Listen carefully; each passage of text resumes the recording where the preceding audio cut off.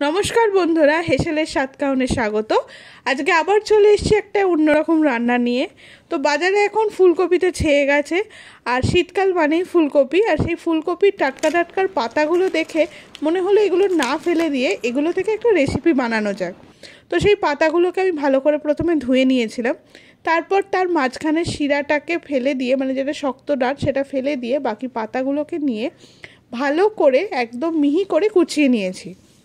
কুচিয়ে নেওয়ার পরে এই পাতাগুলো আরেকবার ধুয়ে নিয়েছে যাতে কোনো নোংরা না থাকে। তারপর কড়াইতে জল আর হাফ চামচ নুন দিয়ে এই পাতাগুলোকে ভালো করে সিদ্ধ করে নিয়েছি। সিদ্ধ করে নেওয়ার পরে জলটা ছেঁকে ওটাকে শুকনো করে রেখেছি। আর তার মধ্যে একটা পেঁয়াজ, মিডিয়াম সাইজের পেঁয়াজ আর 10-12 কুচি রসুন ভালো করে কুচিয়ে নিয়েছি। কড়াইতে 2 টিস্পুন মতো তেল দিয়ে তাতে কালো জিরে আর শুকনো লঙ্কা ফোড়ন দিয়েছি।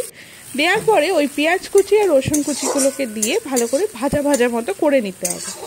এবং এই ভাজা হয়ে এলে তার মধ্যে আমি ওই জল ঝরানো পাতাগুলো দিয়ে দেবো।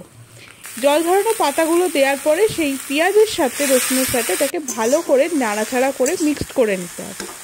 মিক্সড মোটামুটি হয়ে গেলে কিছুক্ষণ নাড়াচাড়া করার পরে আমি এর মধ্যে দিয়ে দেবো হাফ টিস্পুন লঙ্কার গুঁড়ো, হাফ টিস্পুন হলুদ গুঁড়ো, আর তারপর এটাকে আরও ভালো করে মিক্সড করে নিতে হবে। মিক্সড করে নেওয়ার পরে এর মধ্যে আমি দিয়ে দেবো 1 টিস্পুন মতো মাস্টার্ড পাউডার। আপনারা এখানে সর্ষে গুঁড়ো না ইউজ করে সর্ষে বাটাও দিতে পারেন।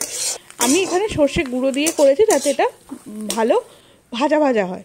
এরপরে আমি এর মধ্যে হাফ টিস্পুন মিষ্টি দিয়ে দেবো, চিনি আপনারা না চাইলে নাও দিতে পারেন। এরপর এটাকে ভালো করে চিনিটা গলে যাওয়া অবধি নাড়াচাড়া করে এটাকে মিক্সড করে নিতে হবে।